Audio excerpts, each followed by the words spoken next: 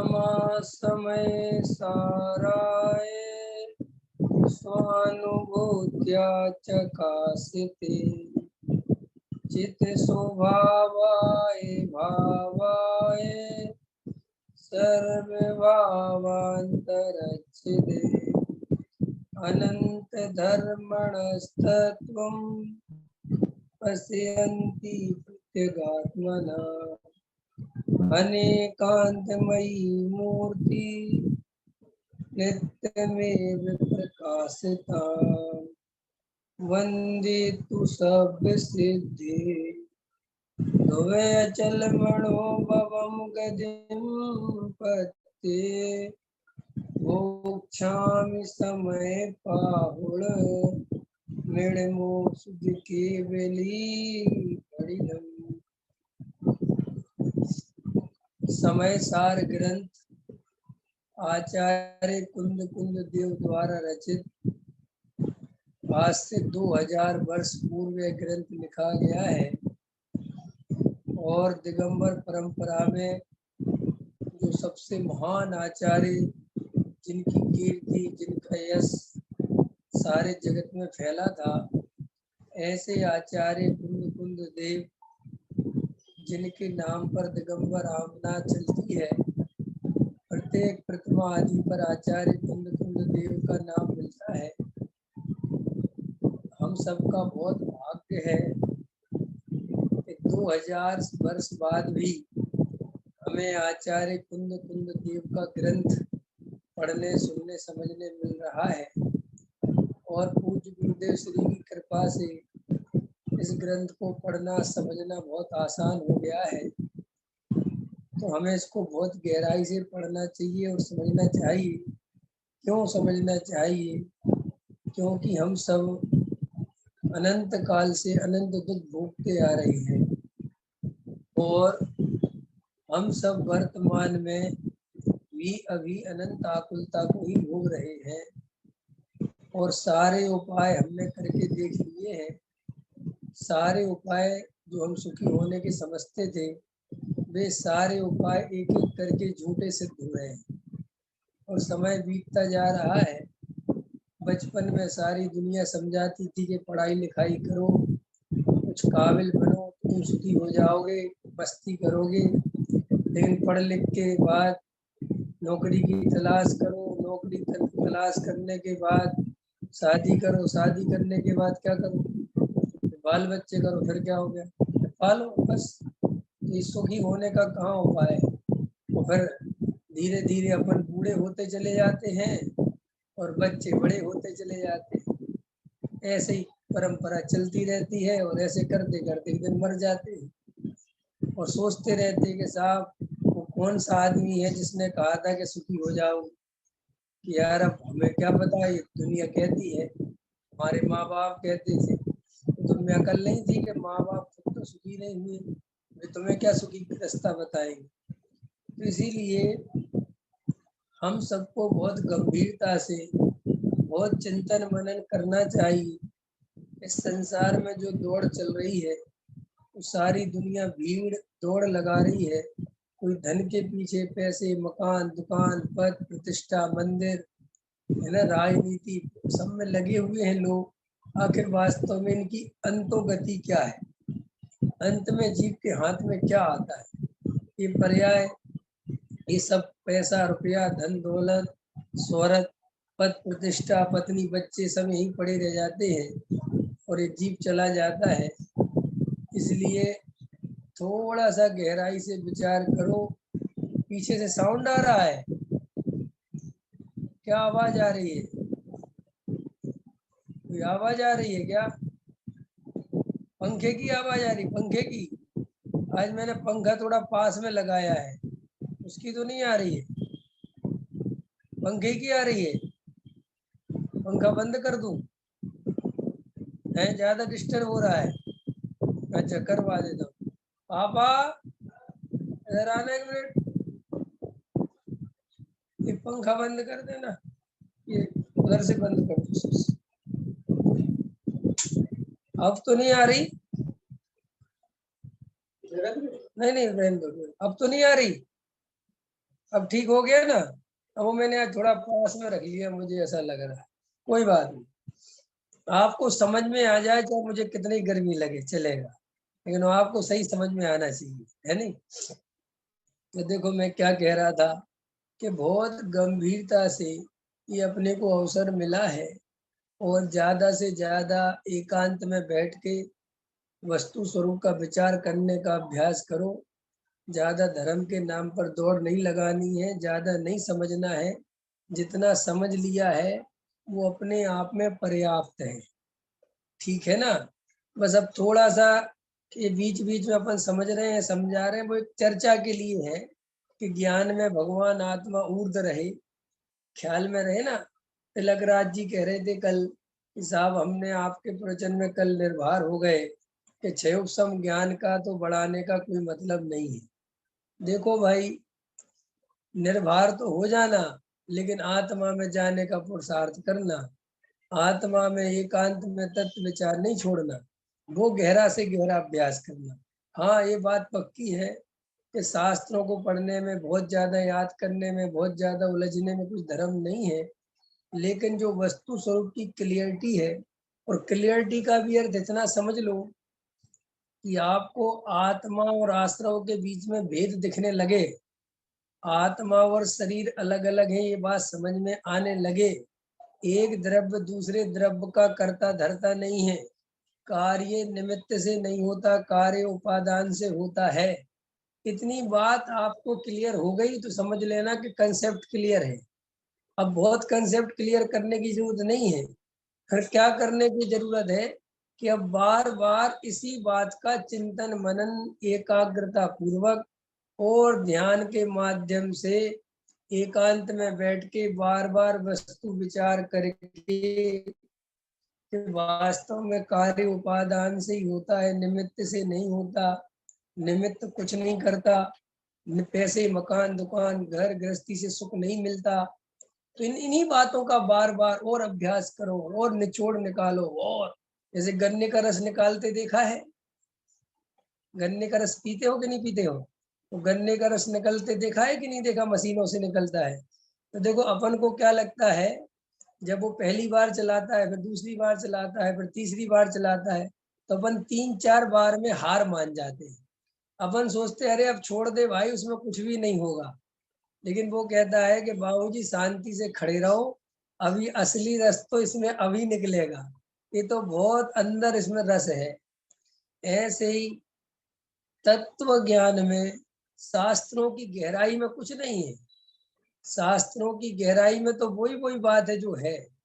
असली गहराई तो अपने अंतरंग में है। तो आपने जो वस्तु स्वरूप समझा है, उसका बार-बार वेदन करो, अभ्यास करो, अनुभव की आदत डालो कि भाई वास्तव में पंच इंद्रिय के विषय भोगों में, संयोगों में सुख मिलेगा कि नहीं मिलेगा। ऐसा बार-बार निर्णय करो, श्रद्धा पे बार-बार, ज्ञान पे बार-बार जोर डालो। इसीलिए श्री गुरु कहते हैं कि गहरा तत्व अभ्यास ही आत्मानुभव में सहायक है। तो ये जो अपन को भाग्य से तत्व ज्ञान मिल गया है, देखो ये जो मैं आपके सामने चर्चा कर रहा हूँ, अपन सिर्फ एक ही बात समझ लेना कि मैं आपको कुछ ज़्यादा समझाने की कोशिश नहीं कर रहा हूँ। आपने और हमने जो समझा है, हम तो उसे मजबूत करना चाहते, अनुभव के तल पे दिखाना चाहते हैं, वो चीज़ आपके अनुभव में आ जाए। एक द्रव्य दूसरे द्रव्य का कर्ता धर्ता नहीं है, ये बात आपने बहुत पहले समझ ली है। अब वो आपको बस अनुभव में लानी है, क्या वास्तव में शरीर की क्रिया मैं करता हूँ? करता हुआ तो मैं दिखाई देता हूँ, भोजन बनाता हुआ, घर गृहस्थी में काम करते हुए, बस वही देखना है कि मैं करने वाला नहीं हूँ, मैं जानने वाला हूँ। भाई ये आपका स्वाध्याय है। स्वाध्याय के लिए अलग से भाई ये आप जागृत हो, आप भोजन बनाते समय ये चिंतन कर रहे हो, तो आपसे बढ़िया स्वाध्याय समय सार सुनने वाले का भी नहीं चल रहा। ख्याल में आया कि नहीं आया? अगर आपके अंदर वो चिंतन चल रहा है तो इसलिए आप तत्व अभ्यास के माध्यम से गहरा भेद ज्ञान करें। तो अपन आचार्य कुंद कुंद की बात कर रहे थे कि कोई भाई ऐसा प्रश्न करे कि आखिर ये धर्म करना क्यों है, आखिर आत्मा को जानना क्यों है। कई बच्चे भी प्रश्न करते हैं कि आत्मा को क्यों जानना है। मेरे बच्चे भी पूछते सब, पापा आत्मा को क्यों जानना है, क्या दिक्कत है। तो दिक्कत ये है कि मुझे अनादि अनंत नित्य रहना है, मेरा कभी नाश होने वाला नहीं है। जब मेरा कभी नाश होने वाला नहीं है और अगर मैं शाश्वत को नहीं खोजूंगा, मैं ऐसी वस्तु का आश्रय नहीं लूंगा जो सदा काल रहती है, तो फिर मुझे अनंत अनंत भटकना पड़ेगा, कहाँ कहाँ कैसे कैसे रहना पड़ेगा, ये प्रॉब्लम क्रिएट होगी। इसलिए मैं ऐसी चीज खोजने में लगा हूं कि वो सदा काल एक रूप रहे, और वो एक रूप रहने वाली चीज है मेरा स्वयं का चैतन्य स्वभाव। इसीलिए मैं ये शरीर का आश्रय लेना नहीं चाहता, पत्नी बच्चे मकान दुकान का आश्रय लेना नहीं चाहता। क्यों नहीं लेना चाहते? क्योंकि ये सदा काल मेरा साथ नहीं दे सकती। पकड़ में आए ना। मैं आज कोई आपसे प्रश्न करे रोमित जी कि भाई आत्मा का आश्रय क्यों लेना है, आत्मा को क्यों जानना है, तो आप क्या जवाब दो? आप जल्दी से कह दोगे संसार में सुख नहीं है। अब ये कोई परिभाषा थोड़ी संसार में सुख नहीं। आप समझाओ कि संसार में जैसा सुख है वैसा सुख सदा काल नहीं रहता, प्रॉब्लम ये है। और मुझे ऐसी व्यवस्था चाहिए जो सदा काल हो। इसलिए अब भाई के साहब आपका तो बहुत बढ़िया मकान है, आपकी तो बहुत बढ़िया बच्चे हैं, सब कुछ है, आपको क्या दिक्कत है? कि दिक्कत ये है कि एक दिन मैं बूढ़ा हो जाऊंगा और ये सब पड़े रह जाएंगे, साथ में कोई जाएगा। हाँ, अगर कोई साथ की व्यवस्था कर दे बढ़िया A1 क्वालिटी का, जैसा यहाँ मैं शांति से रहता हूँ ऐसे ही मकान दुकान की व्यवस्था कोई गारंटी ले ले कि तुम जहाँ भी रहोगे सब व्यवस्था A1 देते रहेंगे, तो मैं तो कोई आत्मा को नहीं जानूंगा। फिर मैं तो कहूंगा बिल्कुल ओके, फिर क्या जरूरत है कहीं कुछ करने की। लेकिन ये जो परेशानी खड़ी होती है, रात और दिन परेशान, सर्दी के उपाय करो, फिर गर्मी के उपाय करो, फिर सर्दी के उपाय करो, फिर बारिश के उपाय करो, फिर ये भूख लगती है इसका उपाय करो, फिर ये कसाय उत्पन्न होती है, कोई अपने मन का काम करता है कोई नहीं करता, कभी किसी से लड़ाई झगड़ा हो जाता है, कभी राग कभी द्वेष। तो भाई मैं पजल हो जाता हूँ। तो मुझे ऐसी चीज चाहिए जिसमें ये सब प्रकार की समस्याएं खत्म हो जाए। उन सब प्रकार की समस्याओं को अगर खत्म करना चाहते हो तो श्री गुरु कहते इसका भी उपाय है। कि क्या उपाय है? कि तुम सम्यक दर्शन की प्राप्ति करो, तुम आत्मा का अनुभव कर लो, तो तुम इस समस्या से बच जाओगे। क्योंकि दुनिया में ऐसी कोई समस्या नहीं जिसका समाधान नहीं। अब प्रॉब्लम ये है, प्रश्न ये है कि आप समस्या क्या समझते हो, पहले ये बताओ। नहीं समझ में आया? आपको ये समझना पड़ेगा ना कि समस्या क्या है। कि साहब मेरे पास पैसा नहीं है, मेरी ये समस्या है, तो ठीक है, पैसा कमाने के कई उपाय है, जाओ कमाओ।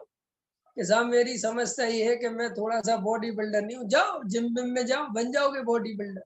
कि साहब मैं थोड़ा सा ना मान सम्मान चाहता हूँ, तो जाओ मंदिरों में पैसा दो, तुम्हें माला पहना देंगे सब। माने हर बात का समस्या का समाधान तो है ना। और वैज्ञानिक तो इसी काम में लगे हैं। वे तो रात और दिन यही सोचते रहते हैं कि आदमी की समस्या क्या है, वो इसी काम में बेचारे लगे हुए हैं। तो हमारे जिनेंद्र भगवान कहते हैं कि हमने भी समस्या का समाधान खोजा है। कि महाराज आपने कौन सी समस्या का समाधान खोजा? कि हमने ऐसी समस्या का समाधान खोजा कि द्वारा समस्या ही नहीं हो। ख्याल में आया कि आपने क्या खोजा? कि हमने ये नहीं सोचा कि शरीर बढ़िया चले, संयोग बढ़िया रहे, क्योंकि हमें पता था कि हम ये समाधान खोज भी लेंगे तो एक दिन ये शरीर ही नहीं रहेगा, फिर एक दिन ये बच्चे सब वियोग हो जाएगा। तो फिर हमने ऐसी चीज को खोजा कि जिसमें कुछ भी परिवर्तन ही नहीं होता, जो सदा काल एक रूप रहता है। कि साहब वो क्या चीज है? कि वो तुम स्वयं हो और तुम्हारी नजर उस पर नहीं है। बस उस पर तुम्हारी नजर पड़ जाए, वो तुम्हारी समझ में आ जाए, तो जीवन भर नहीं, एक पर्याय की अकेली चिंता की बात नहीं है, अनंत पर्याय में आनंद ही आनंद करोगे। कि साहब आनंद क्यों करूंगा, कुछ बीच में दुख आ गया? कि पहले ये बताओ दुख आता कैसे? कैसे आता है दुख? दुख आता है परिवर्तित चीज में अपनापन करने से। और जो कभी परिवर्तन होगा ही नहीं, जिसमें कोई चेंज होगा ही नहीं तो फिर दुख कैसे आएगा। अब आज मैं ये जवानी पे बढ़िया, इस पे चेहरे पे के साथ बहुत अच्छा है, तो अब दुख आएगा कि क्योंकि वो बदलेगा। जैसे जैसे उम्र बढ़ेगी, ये बड़ी अभी बाल अच्छे काले हैं और बढ़िया उम्र बढ़ेगी तो सफेद हो जाएंगे। तो वो कहते ऐसी चीजों का आश्रय लोगे जिनका स्वभाव परिवर्तनशील है, जो बदलेंगी नियम से, तो तुम्हारा दुख नहीं मिटेगा। कि साहब आत्मा भी तो परिणमनशील है, कि आत्मा परिणमनशील है लेकिन रोज अलग अलग टाइप का परिणमन नहीं करता, सदा काल अपने रूप ही परिणमन करता है, और उस परिणमन में भी जानने देखने के अलावा कुछ और नहीं होता। तो इस प्रश्न का समाधान, कई लोग पूछते हैं कि साहब आत्मा को क्यों जानना, धर्म क्यों करना, ठीक है कि नहीं। और सारी दुनिया जो धर्म कर रही है वो धर्म नहीं कर रही, पहले तो ये समझ लो। जो ऐसी कोई देश नहीं है, ऐसा कोई जगह नहीं है, रूस को छोड़ो, चाइना को छोड़ो, वहां भी किसी ना किसी रूप में उनका भगवान, समझ लो वो पुतिन नहीं हो गया, उनका भगवान वो वहां का राष्ट्रपति जिनपिंग हो गया, किसी का कुछ हो गया, भले ही वहां भगवान नहीं है लेकिन उसी को सब कुछ मानते हैं। तो दुनिया में जो सारी दुनिया इतना धर्म धर्म धर्म धर्म, तो आप ये बात समझ लो कि ये धर्म की कोई, धर्म के लिए नहीं हो रहा है ये सब।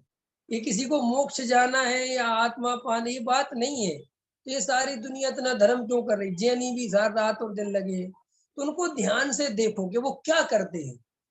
वो सब लोग बहुत डरे हुए लोग हैं, उनको डर लगता है कि हमारा मकान न चला जाए, उनको डर लगता है हमारा लड़का ना मर जाए, हमारे घर में कोई आपदा नहीं आ जाए, कोई बीमारी नहीं आ जाए, कोई पाप का उदय नहीं आ जाए, कोई घटना नहीं घट जाए। तो वे रात और दिन डरे हुए भगवान से प्रार्थनाएं कर रहे हैं, और वो प्रार्थनाएं कई तरह की हैं, समझ में आया, उनके तरीके अलग अलग हैं। कोई गिरजा घर में जाके कर रहा है, कोई मस्जिद में जाके कर रहा है। अब वो मुसलमान अल्लाह से क्या मांग रहा है, क्या मांग रहा है, यही कि तेरी कृपा दृष्टि बनी रहे, कृपा दृष्टि बनी रहे माने मेरे पाप का उदय नहीं आए। हिंदू क्या मांग रहा है, जैन भक्तांबर पढ़ रहा है, और पाठ पढ़ रहे हैं, अखंड पाठ चल रहे हैं, ये सब दुनिया भर की भक्ति हो रही है, पूजा हो रही, क्यों हो रही है, क्या सब मोक्ष चाहते हैं क्या। अच्छा बताओ, जितने जैन हैं, ये जो पूजा करने वाले हैं मंदिरों में जा जाके, ये क्या मुक्ति के लिए पूजा करते हैं क्या, इनको मोक्ष मोक्ष चाहिए क्या, सच बात बताओ। अरे हम और आप ही सोच लो, अपन अभी तत्व ज्ञान नहीं जानते थे, जब अपन स्वरूप नहीं जानते थे, तो मंदिर तो अपन तब भी जाते थे ना रोमित जी, कि अभी जाना चाह के सब तब भी जाते, तो काय के लिए जाते थे मंदिर, किस लिए जाते थे, इसीलिए हे भगवान 10वीं पास हो जाऊं, हे भगवान 12वीं पास हो जाऊं, है। और वो अभी दुकान पे जाते हैं अपन, तो वो ऐसे ऐसे फोटो वोटो लगा लेते हैं, मंदिर सा बना लेते हैं लोग अपनी अपनी दुकानों पे, और वहां जाके अगरबत्ती लगाता है, कोई धूप बत्ती, कोई भगवान ऐसे ऐसे, कोई ऐसे ऐसे कर, काय के लिए कर रहा है, क्यों कर रहा है ऐसा, है। कई लोग तो शटर के पैर छूते हैं, देखे होंगे तुमने, शटर वटर तो समझते हो ना। रोमित जी व्यापारी हो आप, अच्छा व्यापारी तो अच्छी बात है। तो अपन शटर बटर होते हैं ना, तो शटर के पैर छूते हैं कई लोग, शटर उठाएंगे फिर जाएंगे, फिर शाम को भी 3 दफे ताले के पैर छुएंगे कि हे ताले महाराज तुम हम पे कृपा बनाए रखियो, अगर चोर आए तो टूटियो मत ख्याल में है ना लेकिन चोर तो आते हैं, और तुम जितना बढ़िया चाबी से भी नहीं खोल पाते जितने जल्दी, उतने जल्दी वो झटके में ताले तोड़ देते हैं। तो ये कोई धर्म की बात नहीं है, ये सारी दुनिया एक अकस्मात नाम का भय बताया जैन धर्म ने। कौन सा भय बताया, अकस्मात भय, माने डर है एक अंदर जिसका पता नहीं है कौन सा डर है, वो किसी भी रूप में डर घुसा हुआ है। तो उस डर के लिए भगवान भी एक कल्पना है, जैसे वो डर एक कल्पना है कि क्या पता कल रात को मेरा शटर टूट जाए और सोने चांदी ले जाए, या जिसकी जो दुकान हो, है ना, तो फिर हम क्या करेंगे। ऐसे ही उसको एक भगवान का भी है कि एक कोई भगवान भी बैठा हुआ है, वो भी दिखाई नहीं देता, जैसे चोर दिखाई नहीं देते ना, ऐसे कब आते हैं पता नहीं चलता, ऐसे ही भगवान भी है, और वो ऊपर सब पे नजर रख रहा है, वो सबका भला बुरा करने में लगा हुआ है। तो वो भगवान से रोज प्रार्थना करते कि भगवान हमारी थोड़ा नजर रखना, हमारा अब आपको लगेगा कि जैनी लोग ऐसा नहीं करते, अरे 99% जैनी ऐसा करते, आप क्या समझते हो आप, तो आप सोचते हो कि जैनी, देखो मैं रोज सोचता हूँ, बहुत विचार करता हूँ कि जो मोहे का महिमा देखो, तो मोहे का तांडव देखो। जैनियों के भगवान वीतरागी हैं, रोज वीतरागी भगवान के दर्शन करते हैं। शांति से अगर कोई अपने भगवान को देखे तो भी देख सकता है कि यार अपने भगवान नग्न दिगंबर क्यों है। कोई शांति से विचार करे तो विचार कर सकता है कि अपने भगवान ऐसा आशीर्वाद क्यों नहीं देते, अपने भगवान कपड़े क्यों नहीं पहनते, अपने भगवान मोर मुकुट क्यों नहीं लगाते। कोई जरा सा विचार करे तो समझ सकता है ना। लेकिन ऐसा होने पर भी, ऐसी भगवान की प्रतिमा होने पर भी उन्हीं भगवान से कहता है कि भगवान मेरा भला कर दे, भगवान मेरे पेटा दे दे, भगवान मेरी दुकान चला दे, भगवान एक काम बना दे तो मैं नारियल चढ़ाऊंगा उसी भगवान से। कम से कम भगवान की प्रतिमा रागी द्वेषी हो तो बात समझ में भी आए। जब साफ साफ दिख रहा है कि ये भगवान कुछ करने वाला है ही नहीं है, तो वीतरागी भगवान है, तो भी लोगों की अकल नहीं आती। इसलिए मैंने कहा था कि याद रखना, जब तक जीव स्वयं नहीं जागेगा तब तक उसे कोई जगाने वाला नहीं है। चाहे तुम प्रतिमा वीतरागी की बना दो और चाहे रागी की बना दो, जिसको जागना है वो तो तभी जागेगा। इसलिए निमित्त कोई कार्य नहीं करता। तो देखो, जब तुम्हें कभी कभी ऐसा लगे कि यार मैं कुछ अलग हूं कि दुनिया से, कि नहीं, तुम बहुत अलग है दुनिया से। अगर तुम्हारे अंदर तत्व ज्ञान है तो सोचो, तुम इतने बड़े ब्रह्मांड में, जहाँ 6 अरब 7 अरब जनता भगवान से मांगने में लगी है, दया दृष्टि की आशा लगा के बैठी है, और तुम साफ साफ भगवान के सामने खड़े होके कहते हो तुम कुछ देने वाले नहीं हो, मैं तुम्हारे भरोसे नहीं हूँ। ये कोई कम बात है क्या? ये कोई छोटी मोटी बात है? लेकिन फिर भी जिनेंद्र भगवान अपने को कहते हैं कि तू और दुनिया से तो अलग हो गया, ये बात तो ठीक है, तूने कुछ तो दिमाग लगाया, लेकिन जो तू आत्मा अनुभव नहीं कर रहा है, जो तू असली आत्मा की दृष्टि नहीं कर रहा है, तो ये किनारे पे आके डूबने जैसी बात हो जाएगी। इसलिए अपने को बहुत भाग्य से ये तत्व ज्ञान मिल गया है भैया, बहुत दुर्लभ बात मिल गई है। अब इसे व्यर्थ के संकल्प विकल्पों में मत खो। हमें जो ये वीतरागता का मार्ग समझ में आ गया है, ये कोई छोटी मोटी बात नहीं है। हमारे जीवन में अब आत्मानुभूति की क्रांति उत्पन्न हो जानी चाहिए। ख्याल में आया कि नहीं आया? देखो, अभी थोड़ी देर पहले मेरी डॉक्टर वीर सागर जी से बात चल रही थी, दोनों तत्व चर्चा कर रहे थे। तो भाई साहब से भाई साहब बात कर रहे थे कि विवेक आजकल क्या चल रहा है। मैंने कहा भाई साहब, अब ऐसा समय आ गया है कि चकाचौंध इतनी बढ़ गई है कि आदमी एकांत में बैठना भूल गया है। अब आदमी के हाथ में जो मोबाइल थमा दिया है, पहले तो आदमी के पास एक आदमी बैठता था डिस्टर्ब करने, एक आदमी बैठ गया, बात करेगा, कितनी देर करेगा, आधा घंटा करेगा, वो ही भगा ही जाएगा।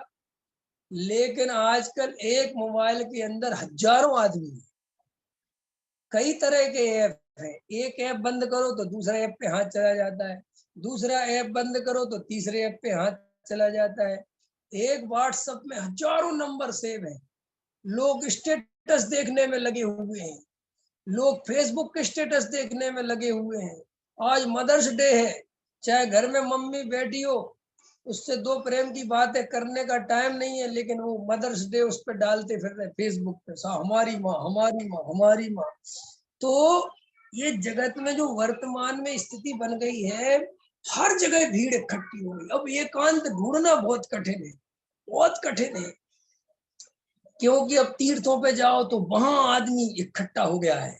जहां जाओ सम्मेद से करके पहाड़ जैसी जगह पे चढ़ो तो हजारों आदमी चढ़ा हुआ है, और कोई मोबाइल में चलो बुलावा आया है, पारस प्रभु ने बुलाया है, और ले ले ले सब जगह चल रहा। आपको शांति बिल्कुल बाहर में, मतलब ऐसी स्थिति है कि अगर आदमी जागृत नहीं हो, समझना मैं क्या कहना चाहता हूँ, आदमी सावधान नहीं हो तो भटकने के लिए इतनी रास्ते खुल गए हैं कि जीव विचार करने के लिए फ्री नहीं।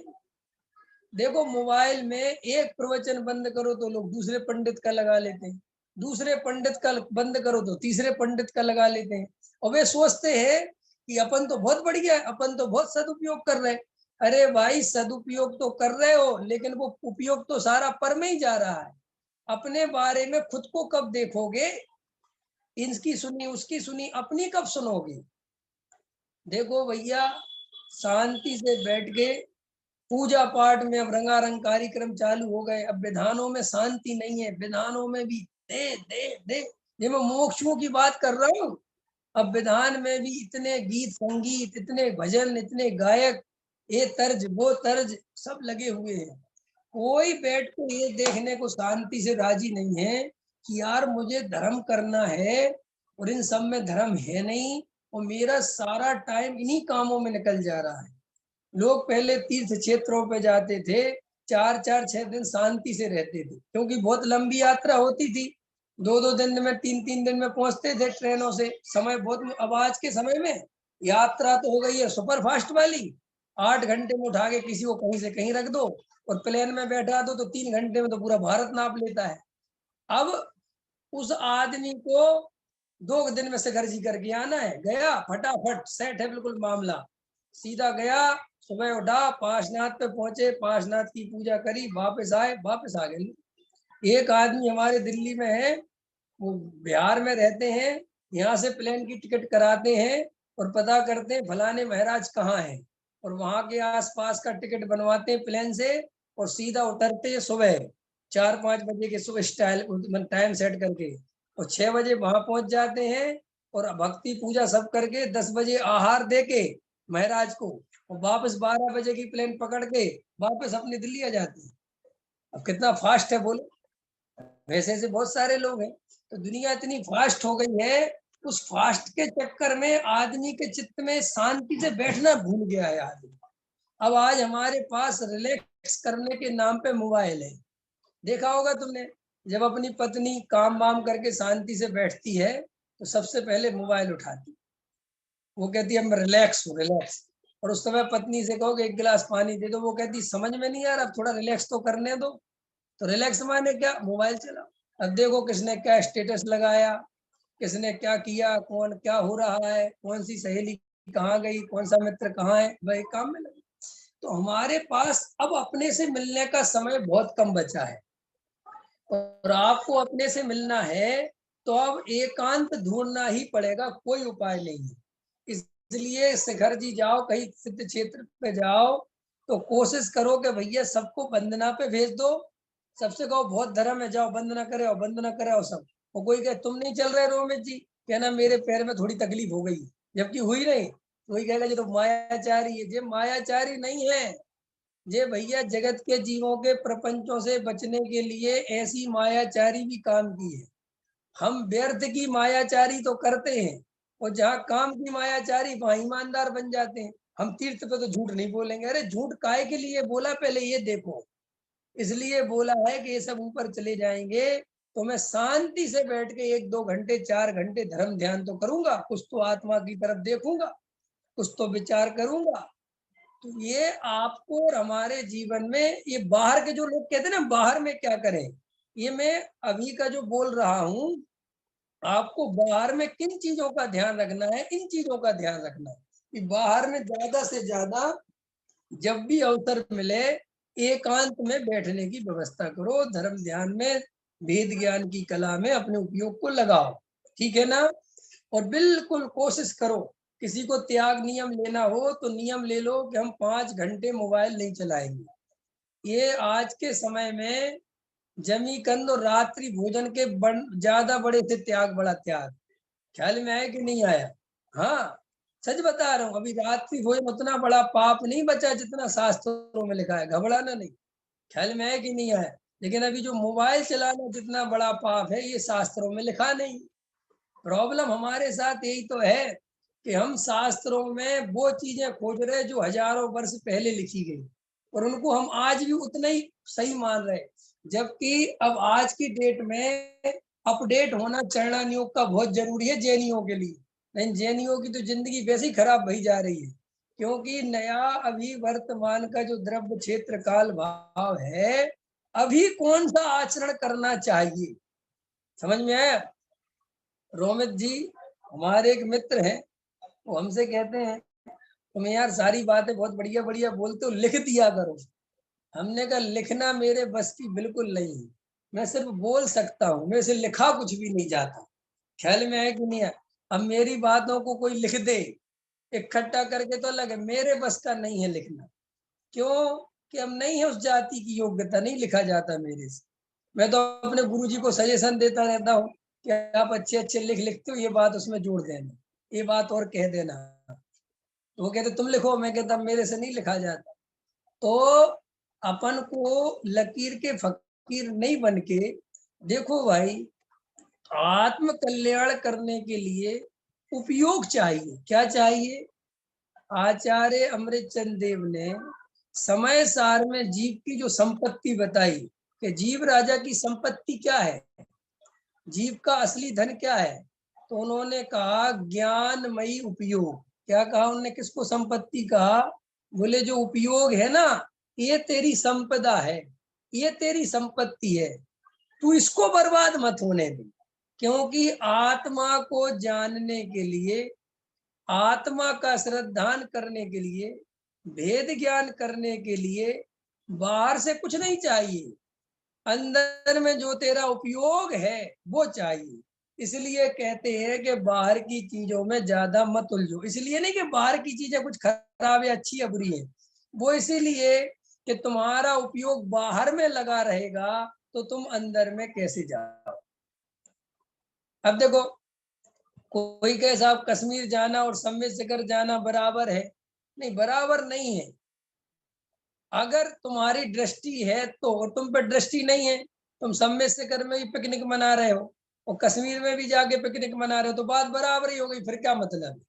देखो भाई, तीर्थ क्षेत्रों की जो रचना होती है, जो तीर्थ क्षेत्र बनाए जाते हैं, वो इसलिए बनाए जाते हैं कि जीव अपने ग्रस्त जीवन से समय निकाल कर जब तीर्थ क्षेत्र पर आए तो एकांत रहे, जंगल टाइप का माहौल रहे। अब आजकल ऐसे बढ़िया बढ़िया तीर्थ क्षेत्र बन रहे हैं कि शहर फैल हो रहे हैं उनके सामने, 5 स्टार होटलें बनी जा रही, एसी कमरे बने।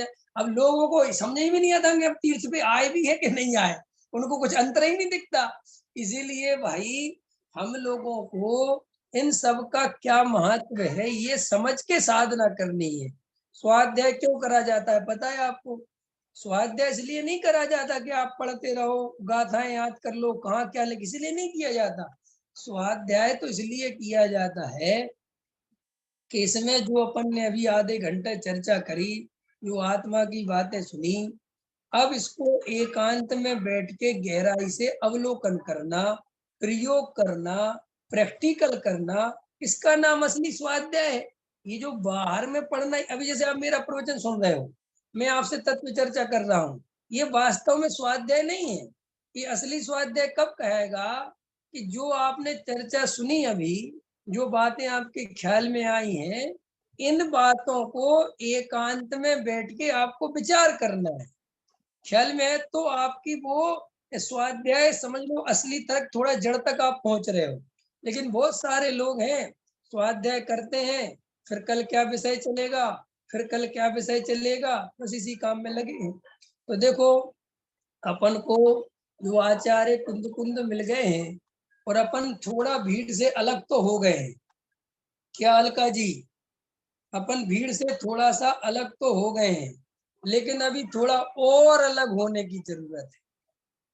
क्योंकि आप भीड़ से अलग तो हुए, लेकिन यहाँ पर भी अलग होने वालों की भी भीड़ बन गई, उनका भी एक ग्रुप बन गया।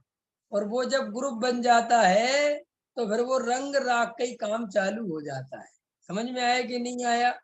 इसलिए अपने को तो शांति से ये समझना है कि अब मुझे आत्म आराधना करने का अवसर मिला है, तो मैं तो भैया अब शांति से तत्व विचार करूंगा, शांति से धर्म ध्यान में उपयोग लगाऊंगा। मुझे अब ज्यादा दौड़ नहीं लगाना, ज्यादा नहीं भागना।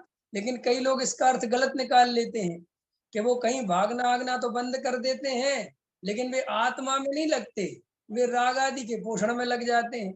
वो सोचते हैं कि अरे बाहर कहीं तो धर्म तो है नहीं, तो टीवी देखने में भी धर्म नहीं है, फिल्म देखने में भी धर्म नहीं है भाई, कसायों के पोषण में भी धर्म नहीं है। न कई लोग क्या करते हैं कि वहां से तो हट गए कि अरे हम नहीं जाएंगे, विधान में क्या रखा है, हम नहीं जाएंगे पूजा पाठ में, वो तो जड़ की क्रिया है। और पता चला भाई साहब घर पे क्या कर रहे थे, साहब घर पे तो हम शांति से टीवी देख रहे थे, हम तो घर पे अपना मोबाइल से। तो भैया फिर क्या क्या किया तुमने, बात बराबर ही होगी, बात कुछ दम निकली नहीं। इसकी कीमत तो तब है कि जब आप वहां ना जाके उस टाइम पे बैठ के अपना एकांत में स्वाध्याय कर रहे होते या आगे पीछे कर दे, लेकिन तुमने उसको तो कह के हटा दिया और धर्म ध्यान किया नहीं, वेद ज्ञान किया नहीं, तो भाव चला जाएगा। कई लोग क्या है संसार में, मैंने कई तरह के लोग देखे, हर चीज में अतिवादी करते हैं। या तो पहले सब छोड़ छाड़ देंगे, ख्याल में है ना, क्रियाकांडी हो जाएंगे एकदम से, और उनको ये समझा दो कि क्रियाकांड में कुछ नहीं होता, धर्म नहीं है, भैया भेद ज्ञान करो, आत्मज्ञान करो, आत्मानुभव करो। तो वे इस लाइन को नहीं पकड़ते कि आत्मानुभव करने के लिए कहा था कि इसमें कुछ धर्म नहीं है। वे कहते चलो क्रियाकांड छोड़ो, इसमें कुछ नहीं। और फिर क्या करेंगे, एकदम अपनी जिंदगी को भोक्तावादी बना लेंगे, फिर सारा उपयोग वहां लगा देंगे। अरे भाई पहले तुम्हारा उपयोग क्रियाकांड में बर्बाद हो रहा था, ऐसा उल्टा करो, पहले समझो, पहले तुम भोगों में अपना उपयोग बर्बाद कर रहे थे, तो किसी ने उपदेश दिया कि विषय भोगों में जीवन बर्बाद मत करो, पाप का बंध होता है, नरक जाओगे, तो तुमने उस डर से भोगों को छोड़ के क्रियाकांड अपना लिया। अब देखना मेरी बात, लेकिन आत्मा तब भी दृष्टि में नहीं लिया। और जब किसी आत्मज्ञ ने, किसी आत्मा की दृष्टि वाले ने, किसी भेद विज्ञानी पुरुष ने, कोई आचार्य भगवंत ने जब ये समझाया कि अरे भाई जड़ की क्रिया में धर्म नहीं है, क्रिया कांड से धर्म नहीं होता, आत्मानुभव से धर्म होता है, वेद ज्ञान करने से धर्म होता है, तो बोले साहब हम पे वैसे ही जड़ की क्रिया नहीं हो रही थी और तुम अच्छे मिल गए, अब ये भी समस्या खत्म करो, ख्याल में है ना। तो वो भी समस्या खत्म कर दी। अरे लेकिन हमने कहा काय के लिए था ये सब, कि सब आत्मानुभव के लिए, तो आत्मानुभव का कोई उपाय किया कि नहीं किया।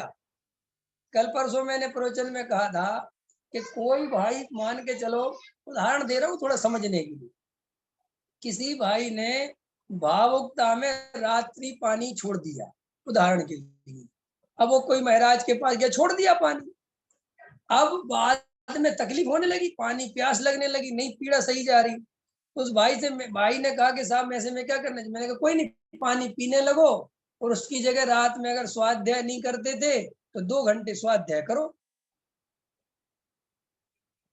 मैं ऐसा आदमी नहीं हूँ कि छुड़वा दूं, मैं कहता साथ में कुछ मिलना भी तो चाहिए तुम्हें, स्वाध्याय करो और अच्छा बढ़िया भेद ज्ञान करो। कि पानी तो पीने लगे लेकिन भेद ज्ञान नहीं किया, तो फिर वो पीना और नहीं पीना सब, मतलब मैं ये भी नहीं कह रहा कि उसको पियो या नहीं पियो, वो कोई काम का नहीं है। ये क्या हो गया इसको, क्या चीज हो गई इसमें, अच्छा ख्याल में आवाज नहीं आ रही, अभी कुछ हुआ था, कोई अब बीच में आ गया था, ख्याल में आया। अंजुला जी समझ में आ रहा, पंकज जी देखो भाई, कुसुम जी समझ में आ रहा, देखो भैया हम सब आत्मार्थी जीव हैं, हम सब आत्मानुभव की प्यास से लगे हुए हैं, हमें किसी भी कीमत पर आत्मानुभव करना है, ये भव बिना आत्मानुभव के जाने नहीं देना है। चाहे तुम क्रिया पालो और चाहे नहीं पालो, इस तरफ मेरा कोई लक्ष्य नहीं है, मुझे क्रिया से कोई मतलब भी नहीं है। पूछो क्यों नहीं है, क्योंकि क्रिया किसी के कहने से पालो तो कोई काम की नहीं है, और किसी के कहने से छोड़ो तो कोई काम की नहीं है। ख्याल में है ना, दोनों बातें। मैंने कह दिया कि छोड़ दो तो भी कोई मतलब नहीं निकलता, और मैंने कह दिया पालो तो कोई मतलब नहीं निकलता। मतलब इस बात से निकलता है कि आत्मानुभव और भेद ज्ञान किया कि नहीं किया, भाई ये बता दो मेरे को बस, मुझे तुम्हारे और जीवन से कोई लेना देना ही नहीं है। तुम क्या करते हो, कितने बजे, कोई कहे शाम में 8 बजे उठता हूँ या 10 बजे उठता हूँ, तो मैं उससे नहीं कहूंगा कि 10 बजे उठना बुरा है, मैं तो कहूंगा ये बताओ भेद ज्ञान करते हो कि नहीं, आत्मानुभव करते हो। उसने कहा करता हूँ साहब, बात खत्म हो गई। और एक आदमी कहता है मैं 4 बजे उठता हूँ, तो क्या करते हो, कि मैं योगा करता हूँ, योगा के बाद फिर ये करता हूँ, फिर जॉगिंग पे जाता हूँ, फिर ये करता हूँ, फिर बढ़िया एकदम इस टाइप का नाश्ता करता हूँ, फिर इस टाइप का वो करता हूँ, फिर पूजा पाठ करता हूँ। कि भैया ये सब व्यवस्थित दिनचर्या कोई काम की नहीं है अगर अनुभव नहीं करते। इसलिए दिनचर्या व्यवस्थित भी तब काम की है जब तुम अंदर बैठे ज्ञायक तत्व का अनुभव करते हो। अरे भाई, दिनचर्या व्यवस्थित बनाई इसलिए थी कि तुम्हारी दिनचर्या व्यवस्थित रहेगी तो तुम्हारा उपयोग बचेगा, तुम स्वस्थ रहोगे तो तुम्हारा उपयोग बचेगा। बनाया तो इसलिए था, लेकिन तुमने स्वस्थ रहने को और बढ़िया व्यवस्थित दिनचर्या ही को धर्म समझ लिया। अब इससे ज्यादा ज्ञानता क्या होगी? ख्याल में है ना? कोई मिठाई के डिब्बे को ही मिठाई समझ ले और उसको खाने लग जाए तो क्या होगा बोलो? मरेगा।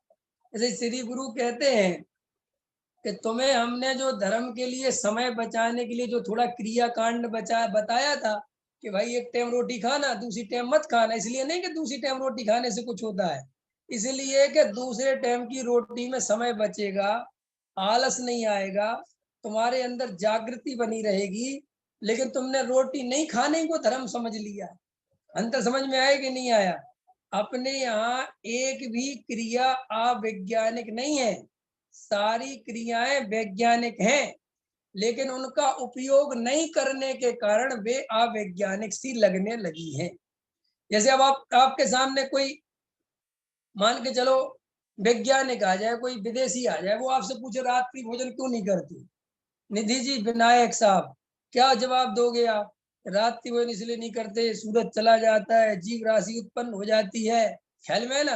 तो उसके दिमाग में सीधा सा अच्छा अच्छा अच्छा तुम ये जीव को बचाने के चक्कर में करते हो, अच्छा वेरी, वो इतने बोलेगा। लेकिन असली उत्तर ये नहीं है, यही तो हमें पता नहीं है। हमारे हर उत्तर हमने जीव हिंसा से जोड़ दिए, हर उत्तर। अगर हम उसका उत्तर ये देते कि हम रात्रि में भोजन इसलिए नहीं करते कि रात्रि में किया हुआ भोजन आलस प्रमाद करता है, बीमार करता है, और हमें करना है आत्मा की साधना, इसलिए हम शाम को जल्दी भोजन कर लेते हैं ताकि रात्रि में 9 बजे 8 बजे हम स्वाध्याय में, सामायिक में, ध्यान में बैठ सकें। इसलिए हमारे यहाँ पर रात्रि भोजन नहीं करते। ये तो असली मुद्दा तो ये है। और दूसरी, व्यवहार से जीव हिंसा बच जाती है, व्यर्थ के प्रमाद से बच। अब ये बात तुम्हारी वैज्ञानिक हुई। तुमसे कहा कि एक आसन क्यों करते हो 10 लक्षण में, एक बारी भोजन क्यों करते हो, तुम्हारे मुनिराज एक बारी भोजन क्यों करते हैं, दोबारा क्यों नहीं करते? तुम जल्दी से बोल देते हो हमारे मुनिराज का तो नियम ही होता है। तो भैया नियम क्यों होता है? क्या नियम, क्यों है नियम? अरे मुनिराज का इसलिए नियम है कि वे दो बार भोजन करके अपना उपयोग बर्बाद करना नहीं चाहते। एक बार भोजन करके ही गृहस्थों के बीच में आते हैं तो उनका 50% उपयोग खराब हो जाता है। और अगर वे गृहस्थों के घर में 2 बार आने लगेंगे तो भाई साहब वे गृहस्थ पूरा ही उपयोग खा जाएंगे। ख्याल में है ना? और फिर गृहस्थ भी कितने परेशान होंगे। सुबह की उनकी व्यवस्था बनाएंगे, फिर शाम की बनाएंगे, कब तो दुकान जाएंगे, कब घर गृहस्थी संभालेंगे। एक तो बाहर का हो गया। और हमारे मुनिराज को इतने भोजन की जरूरत में उनका काम हो जाता है और वे अपने आत्मा के आनंद में, ध्यान में चले जाते हैं। इसके अब अपन को अगर ये वैज्ञानिक उत्तर पता हो तो कल के दिन अगर हम एक बार भोजन करेंगे तो हम उसका फायदा उठाएंगे। और हमें पता तो है नहीं, हमें तो हर बात में हिंसा हिंसा समझ में आती है। तो अपन क्या करते हैं कि वो भोजन नहीं किया और जाके दोपहर में सो गए।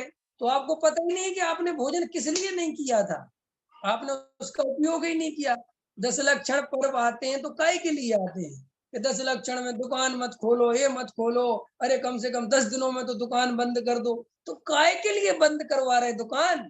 रोमित जी, कई लोग कहते कि नहीं कहते? कई लोग मुझे मिल जाते हैं, आज महावीर जयंती है, आज के दिन तो फैक्ट्री बंद कर दो। ख्याल में? तो मैंने कहा वो महावीर जयंती की क्या, मेरी तो रोज ही बंद है। मैं फैक्ट्री में उतना समय लगा ही नहीं रहा जितना कि मेरा सारा उपयोग बर्बाद हो जाए। अंतर समझ में है ना? और जो रात और दिन लगे हुए हैं, और एक दिन महावीर की छुट्टी कर भी लेंगे तो मिलना क्या है, उस दिन आराम करेंगे घर में। हमारे जैन दर्शन में तुम बंद करके क्या करते हो, ये प्रश्न पहले है। अंतर समझ में आया? तुम 4 दिन तीर्थ क्षेत्र पे जाके धर्म नहीं होता, तीर्थ क्षेत्र पे जाके करते क्या हो पहले ये बताओ, धर्म इस बात में होता है। क्लियर हो गई कि नहीं हो गई? तो आचार्य भगवंत कहते हैं कि कोई नियम धर्म तुम्हें हमने बताए तो वो वैज्ञानिक ढंग से बताए, ये अलग बात है कि तुम उनका उपयोग नहीं कर पाते हो और वो पूरा क्रियाकांड बना के छोड़ देते हो, तो सारी दुनिया तुम्हें समझती है कि इनके यहाँ भी पाखंड चलता रहता है, ये मत करो, वो मत करो, ये मत करो, वो मत करो, इसमें इतनी हिंसा, इतने इतनी हिंसा। और हम अपने बच्चों को भी अपना जैन धर्म वैज्ञानिक होने पर भी हम उन्हें परंपरा वाला धर्म ही समझा पाते हैं, कभी उसका वैज्ञानिक रीजन नहीं समझा पाते। क्यों नहीं समझा पाते? क्योंकि हमें खुद ही नहीं पता वैज्ञानिक को हम समझाएंगे क्या। तो इसीलिए श्री गुरु हमसे कहते हैं कि ये जो तुम्हें भव के अभाव करने का अवसर मिला है, तो आत्मानुभव के बिना भव का भाव नहीं होगा और आत्मानुभव भेद ज्ञान के बिना नहीं होगा। और भेद ज्ञान की चर्चा आचार्य कुंद कुंद देव इस कर्ता कर्म अधिकार के माध्यम से करते हुए समझाते हैं कि जो आश्रव भाव हैं, जो मोह राग देश के परिणाम हैं, वे असुचि हैं, अपवित्र हैं, विपरीत हैं और आत्मा उनसे न्यारा है, सदा चैतन्यमयी है, सुखरूप है, परम पवित्र है। उन दोनों के बीच में जो पुरुष, जो जीव भेद ज्ञान करता है और आत्मा में अपनापन करता है और इन आश्रव भाव को छोड़ देता है, इनसे इसमें अपनापन छोड़ देता है, तो वो कहते हैं ये भेद ज्ञान है। और ऐसा करने के लिए एक ज्ञान मात्र ही कारण है। क्या कारण है? ज्ञान मात्र ही कारण है। कोई क्रियाकांड कारण नहीं है, कोई पूजा पाठ भक्ति कारण नहीं है, सिर्फ ज्ञान ही कारण है। तो वो ज्ञान ही आश्रव से निर्वृत्ति दिला सकता है। ये गाथा में आचार्य अपने को समझा रहे हैं। तो वो शिष्य कह रहा है कि हमें ऐसा लगता है कि साहब ज्ञान से कैसे हो सकता है। तो वो कहते हैं कि ज्ञान से इसलिए हो सकता है कि ये सारा जो अज्ञान खड़ा हुआ है, ये रागादि विकारी भाव मेरे हैं, ये शरीर संयोग मेरे हैं, तो ये मेरे हुए नहीं है, ये कभी जीव में प्रवेश नहीं पाते, लेकिन ये अज्ञानता से, भ्रम से ऐसा लगता है। तो फिर वो भ्रम जहाँ है उस भ्रम को तोड़ दो, बस इतनी सी बात है। वो भ्रम टूट जाए तो तुम्हारा अज्ञान दूर हो जाए और अज्ञान दूर होते ही ये आश्रव से अपने आप निवृत्ति हो जाए। तो आचार्य देव ने ये गाथा और टीका इस माध्यम से अपने को कही है। अभी अपन ने टीका उस दिन तो थोड़ी पढ़ी थी, अभी 2-4 मिनट और पढ़ता हूं। तो देखो क्या कहते हैं। जल में शैवाल है सो मल या मैल है, उस शैवाल की भांति आश्रव मल रूप या मैल रूप अनुभव में आते हैं, इसलिए वे अशुचि हैं, अपवित्र हैं। और भगवान आत्मा तो सदा ही अति निर्मल होने से चेतन मात्र स्वभाव ज्ञायक रूप है, इसलिए अत्यंत शुचि ही है, पवित्र ही है, उज्जवल ही है। ये अपन ने पॉइंट लिया था।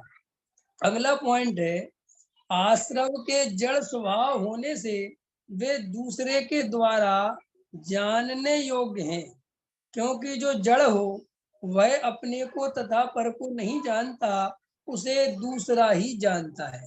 अब एक आचार्य अमृतचंद देव अपने को दूसरा तर्क दे रहे हैं कि जो ये रागादि विकारी भाव हैं, इन रागादि विकारी भावों में चेतनपना नहीं है, ज्ञानपना नहीं है। कि साहब ज्ञानपना क्यों नहीं है? कि राग आदि विकारी भाव ना अपने को जानते हैं, ना पर पदार्थ को जानते हैं। उन राग आदि विकारी भावों को जानने वाला कोई और है, और वो जो जानने वाला कोई और है वो ज्ञायक है। तो ये राग आदि विकारी भाव चैतन्यमयी नहीं है, ये चैतन्य के परिणाम नहीं हो सकते। फिर ये परिणाम किसके हैं? तो वो कहते साहब जड़ जैसे हैं, होते तो चैतन्य में उत्पन्न है। किसमें उत्पन्न होते हैं? चैतन्य में। कई लोगों के मन में बहुत प्रश्न आता है कि साहब रागादि विकारी भावों को पुद्गल का क्यों कहा? तो वो इसलिए पुद्गल का कहा कि जीव राजा में उत्पन्न होने पर भी उनकी मैत्री, उनकी नेचर पुद्गल से मिलती है, जीव से नहीं मिलती। ख्याल में आया कि नहीं आया? तो श्री गुरु कहते हैं कि खाली चैतन्य में उत्पन्न हो जाने से कोई चीज चैतन्य की नहीं हो जाती, क्योंकि वो चैतन्य का विकार है। जैसे हमारे शरीर में जब कोई रोग हो जाता है, तो वो रोग हमारे शरीर का स्वभाव नहीं है, वो विकार है। और उसको नष्ट करने के सारे उपाय किए जाते हैं। ऐसे ही आत्मा में भी जो रागादि विकारी भाव हैं वे विकार हैं, वे आत्मा के स्वभाव नहीं है। ये बात जीव को समझनी है, क्योंकि जीव ये बात इसलिए नहीं समझता कि वे रागादि विकारी भाव उस आत्मा में उत्पन्न होने से और उनका और जीव का एक काल में परिणमन होने से जानने रूप और रागादि रूप ऐसा परिणमन एकदम साथ में होता है, तो जीव बेचारा भेद नहीं कर पाता कि ये रागादि विकारी अलग चीज है और मैं अलग चीज हूं। ये सारी कहानी यहीं से चलती है। जैसे देखो देखो इधर जल्दी देखो, मैं बोल रहा हूं ना पंकज जी, तो देखो बोलने की प्रक्रिया हो रही है जी, हाथ हिलने की प्रक्रिया हो रही है, देखना ध्यान से ऋतु जी। अब यहाँ मेरे को विकल्प आया, यहाँ मैंने बोला और यहाँ हाथ हिला। अब ये तीन चीजें बिल्कुल अलग अलग है, अलग अलग है कि नहीं? इस हाथ का परिणमन अलग है, भाषा वर्णना का परिणमन अलग है, उस बोलने वाले विकल्प का अलग पर्याय है और उस जानने वाले की अलग पर्याय। कितनी सारी चीजें हैं, लेकिन एक साथ इतना जल्दी परिणमन होता है कि जीव ये विचार नहीं कर पाता कि ये अलग अलग हो रहा है। उसको ऐसा लगता है कि मैं ही तो बोल रहा हूं, मैं नहीं तो पहले सोचा मैं ही बोला। अगर मैं सोचता नहीं तो बोलता कैसे?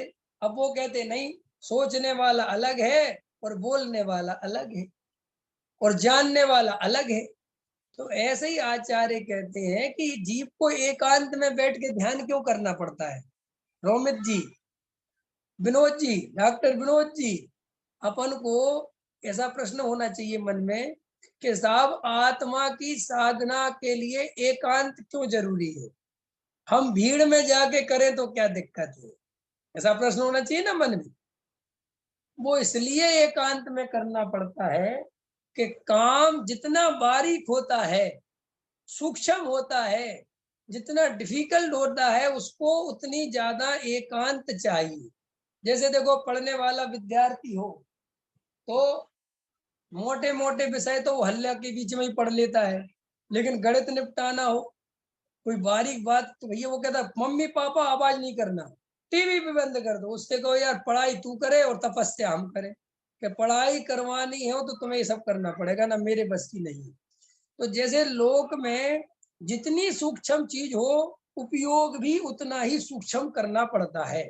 बराबर आया कि नहीं, समझ में आया? ऐसे ही आत्मा अमूर्तिक है, वो मूर्तिक नहीं है, वो इंद्रियों से दिखाई नहीं देता, एक बात। दूसरी बात, जो आत्मा के अंदर जो विकारी भाव चलते हैं, प्रति समय क्रोधादि भाव पैदा होते रहते हैं, संकल्प विकल्प पैदा होते रहते हैं और शरीर का परिणमन होता रहता है, तो श्री गुरु कहते हैं कि वो इतना फास्ट परिणमन होता है आत्मा का, विकार का और शरीर का, कि अगर जीव उपयोग सूक्ष्म नहीं करेगा तो जीव को पता ही नहीं चलेगा कि परिणमन किसका किसमें हो रहा है। वो सब मिला मिलू के देखेगा और एक अखंड असमान जाति पर्याय में अपनापन करेगा। और वो ही हम कर रहे हैं। हम और आप क्या कर रहे हैं? असमान जाति पर्याय में ऐसे उलझे पड़े हुए हैं कि हमें ये ख्याल में ही नहीं आता कि आत्मा अलग है शरीर अलग है। क्योंकि आत्मा अलग है और ये शरीर अलग है, ये सोचने के लिए भी सोचना पड़ता है, क्योंकि अनादि का अभ्यास विपरीत है ना अपना। अब जब शरीर और आत्मा का भेद ज्ञान, अनीता जी, इतना मोटा अभ्यास भी हमें सोचना पड़ता है, तो फिर रागादि विकारी भाव का जो अंदर ही अंदर सारा खेल चल रहा है, उससे भेद ज्ञान कैसे करना है, ये सोचो आप। राजेश जी ख्याल में आया? रीनू जी हैं, ख्याल में आया कि नहीं आया? भाग्यवती जी समझ में आ रहा कि नहीं आ रहा है? भाग्य जग रहे हैं कि नहीं जग रहे आपके? ख्याल में आया कि नहीं आया? तो गहराई से विचार करना पड़ेगा ये बात कि भाई ये जो हमें काम करना है, ये ऐसे घूम फिर के भीड़ में जा जाकर या कोई क्रिया कांड कर करके या किसी भगवान के जाके बैठ बैठ के इससे नहीं होगा। ये बहुत आत्म आराधना, बहुत शांति से, बहुत धैर्य से, बहुत गंभीरता से तत्व निर्णय करना पड़ता है। देखो भाई, भावुकता में कोई कुछ भी कर सकता है। भावुकता में लोग अग्नि जला के तब भी कर सकते हैं, इतना गड्ढा करके जमीन के अंदर भी जा सकते हैं। ख्याल में है ना, बड़ी बड़ी कठोर कठोर साधनाएं कर सकते हैं, लेकिन आत्मा कोई कठोर साधना करने से नहीं मिलता, और आत्मा कोई घूमने फिरने से नहीं मिलता। आत्मा तो जिस विधि से मिलता है वो विधि आचार्य कह रहे तुम्हारे ज्ञान की है। सारी ताकत काय की है? ज्ञान की। ना तुम्हें कोई कठोर साधना करनी है, ना कोई तुम्हें एक पैर पे खड़ा होना है। राजेश जी, अगर अपन धूप में खड़े हो जाएं बढ़िया, अभी मई का महीना है और बढ़िया तड़तड़ाती धूप निकल रही है, चिलचिलाती, और बढ़िया तुम एक पैर जमा के खड़े हो जाओ बढ़िया धूप में, तो आत्मा मिल जाएगा। कि आत्मा कहती है मुझे धूप से और छाया से क्या लेना देना भाई, ना मुझे कोई धूप से मतलब है, ना मुझे कोई छाया से मतलब है। कि मैं शरीर को कठोर दंड दूंगा, कि कितने कठोर दंड दो, इससे आत्मा को कोई मतलब नहीं है। आत्मा तो ये कहता है कि तुम मुझे शरीर और संयोगों से, रागादि विकारी भाव से भिन्न देखो, बस मैं तुम्हें तुरंत मिल जाऊंगा, एक सेकंड भी टाइम नहीं लगेगा। और अगर तुम मुझे भिन्न नहीं देखोगे और चाहे जितनी ताकत लगाते रहोगे, मैं नहीं मिलूंगा। समझ में आया? तो हम सबको आत्मा की जो आराधना करनी है, पहले तो अपने अंदर से ये प्रश्न पैदा करो कि मुझे आत्मा क्यों चाहिए। पहले संसार के दुखों को पहचानो। देखम देखा मत कहो कि मुझे मोक्ष चाहिए, जल्दी डर के मत कहो कि मुझे मोक्ष चाहिए, जल्दी घबरा के मत कहो, नरक आदि के भय से मत कहो, देखा देखी मत कहो, भीड़ में जाके मत कहो, या सारी दुनिया मोक्ष मोक्ष करती है तो मैं भी थोड़ी मोक्ष की प्यास लग गई इसलिए मत कहो। पहले शांति से देखो कि मुझे वास्तव में आत्मा क्यों चाहिए, मुझे आत्मा की आराधना क्यों करनी है। रोमित जी, कभी कभी ऐसा होता है कि जब मैं 10th पढ़ता था तो मेरे एक टीचर थे, मुझे आज भी याद है, तो ठाकुर नरेंद्र ठाकुर नाम था उनका, नगेंद्र ठाकुर। तो बहुत सख्त टीचर थे। मैं गांव में रहता था और दूसरे गांव में पढ़ने जाता था। तो 10वीं क्लास, हमारे गांव में, इतने छोटे गांव का हूं मैं, कि बच्चे 8वीं क्लास में जैसे 60 बच्चे हों तो उसमें से 50 फेल होते थे और बा मुश्किल 10 पास होते थे। तो फिर वे 10 बच्चे दूसरे गांव पढ़ने जाते, और फिर वो दूसरे गांव में और कई गांव के बच्चे आके एक क्लास में 60-70 बच्चे फिर हो जाते। तो वो जब 10वीं क्लास में पास होने की बात आती थी तो वहां पर भी 8-10 बच्चे पास होते थे, सब गांव के मिला के, माने एक गांव से 2 बच्चे, समझ, ऐसा एवरेज। तो जब हम 10वीं पढ़ते थे तो भाई हमें भी लगता था कि कैसे करके पास हो जाए। तो ऐसा कुछ अच्छा रहा, पढ़ाई बढ़ाई खूब करी, मेहनत करी, जो भी रहा, कि मैं 10वीं में बहुत अच्छे अंकों से पास हो गया। मेरा फर्स्ट डिवीजन लगा और बोर्ड सब में, पूरे बोर्ड में, मतलब जितने गांव थे सब में नंबर 1 आ गया। तो मुझे बड़ा एक अहंकार सा हुआ, मैं तो बहुत होशियार हूँ, मैं तो बहुत होशियार हूँ। और मेरे सबसे ज्यादा नंबर भी किस में आए? मैथ्स में आए। तो जब मैं मिठाई का डिब्बा लेके, उन ठाकुर माँ साहब वो मैथ्स पढ़ाते थे, मैं उनके पास गया, मुझे आज भी वो दृश्य याद है, और मैंने कहा सर मिठाई। अरे बोले जैन साहब क्या बात? मैंने कहा सर मैं सबसे नंबर 1 आया हूँ, फर्स्ट डिवीजन आया हूँ, और मैं मिठाई खिलाना चाहता हूँ। पैर छुए उनके, मिठाई दी। तो बोले अच्छा चलो आगे कहाँ पढ़ने जाओगी? तो मैंने कहा अब सागर में जाऊंगा पढ़ने। तो बोले अच्छा कौन सा सब्जेक्ट लोगे? तो एकदम मेरे मुंह से निकला मैथ साइंस लूंगा सर। ख्याल में आया क्या लूंगा? तो वो बोले मैथ साइंस के बारे में क्या समझते हो? मैंने कहा मैं तो ये समझता हूँ कि मैथ साइंस से बहुत बड़ा, अच्छे अच्छे होशियार बच्चे लेते हैं मैथ साइंस, बाकी जो कमजोर बच्चे होते हैं तो आर्ट वार्ट लेते हैं, इसलिए मैथ साइंस लेना है अपने को। अच्छा और क्या कारण है? मैंने कहा मैथ्स में सबसे ज्यादा नंबर आए। तब उनने एक बात कही थी, मुझे आज भी याद है, कि अभी 10वीं क्लास में तुम्हारी मैथ्स के कितने पेज थे? तो मैंने कहा 84। और बोले 11th की मैथमेटिक्स के पेज कितने हैं पता है? मैंने कहा नहीं। तो बोले 1144। ख्याल में है ना? तो बोले पहले जाके देखना फिर समझना। तब तो हमने उनकी बात टाल दी, ध्यान नहीं दिया। अरे हमें तो यही लेना है, हमें तो यही लेना है, और हम चले गए मैथमेटिक्स लेने। और जब लेने गए तो वहां पर जब पढ़ने गए तब पता चला कि यहाँ तो अपन बहुत पीछे रह गए। अपने तो हैं 65% और यहाँ तो 90 वाले बैठे हैं, 85 वाले बैठे हैं, 86 वाले बैठे हैं। अंदर समझ में है ना। ऐसे ही क्या होता है कि हम देखा देखी मोक्ष का हल्ला मचाने लगते हैं। मोक्ष चाहिए, मोक्ष चाहिए। क्यों चाहिए मोक्ष? किसने कहा था? कहाँ से बात जम गई तुम्हें मोक्ष चाहिए की? कि साहब मोक्ष इसलिए चाहिए कि साहब बुढ़ापे में कोई काम नहीं आता, अनंत भाव से घूम रहे हैं, अनंत भाव घूमते घूमते हो गए। किसने बताया था अनंत भाव घूमते हो गए? कितने भाव याद है तुम्हें? बताओ कि साहब आप कैसे बात करते हो? जिनवाणी में लिखा हुआ है। तुम्हें पक्का भरोसा है जिनवाणी पे? पक्का भरोसा है कि अनंत भाव हो गए? कि साहब कीड़े मकोड़े देख लो, फलाना देख लो। अरे भाई ये तर्क युक्तियों से सीखा है तुमने? तुम्हारे अंतरंग में तुम्हें संसार का दुख स्वयं से कितना भाषित हुआ है वो देखो। दूसरों ने तुम्हें संसार के दुख समझा दिए, बता दिए, इसलिए तुम भी कहने लगे कि दुख है। पहले तुम अपने अनुभव से बताओ कि दुख है क्या। तुम्हें किस बात का दुख है? कि यहाँ भूख लगती ये दुख है, यहाँ पे गर्मी लगती ये दुख है कि नहीं? तो श्री गुरु कहते अभी बहुत स्थूल समझते हो, ये दुख तो सारी दुनिया को लगता है।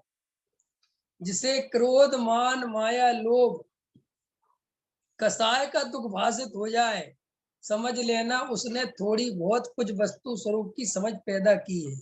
जो अभी बाहर के दुखों से ही घबरा कर मोक्ष चाहते हैं और अंदर की कसायों को दुख नहीं देखते, वे अभी अंतरंग में झांके भी नहीं है। ख्याल में है ना। तो इसलिए आपको पहले ये अंदर में, इसीलिए कहता हूं कि बैठ के विचार करो कि मुझे आत्मा क्यों चाहिए। और अपने हृदय से जिस दिन आपको सच्ची आवाज आ जाएगी कि मुझे इसलिए आत्मा चाहिए, भैया मैंने सब अनुभव करके देख लिया कि आत्मा के अलावा और कुछ है ही नहीं देखने लायक, समझ लेना अब आत्मा मिलने वाला ही है। बिल्कुल मिल जाएगा आपको 2 मिनट में। और जब तक आप दूसरों के कहने में सुनने में लगे रहोगे तब तक ऐसे ही कहते रहोगे। टोडामल जी साहब कहते हैं ये जीव देखा देखी मोक्ष में सुख कहता है और असली सुख तो यही मानता रहता है। ख्याल में आया। इसलिए गहराई से विचार करें। अभी का अपना सारा समय हो गया है, मैं यही क्लास को विराम दे रहा हूँ। आपको किसी को कुछ पूछना है तो 5 मिनट का मैं टाइम देता हूँ। इसको रिकॉर्डिंग को म्यूट कर देता हूँ।